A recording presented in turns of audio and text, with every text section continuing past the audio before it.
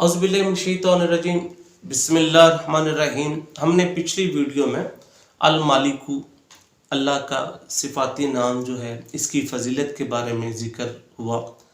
आज जो अल्लाह का सिफाती नाम है माशाल्लाह बहुत ही प्यारा नाम, वैसे सारे नाम ही अल्लाह के बहुत ज़्यादा प्यारे हैं, वो है अल कुद्दूसु।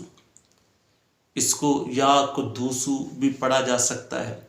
इसका माना ये है कि बे बुराइयों से पाक ज़ात।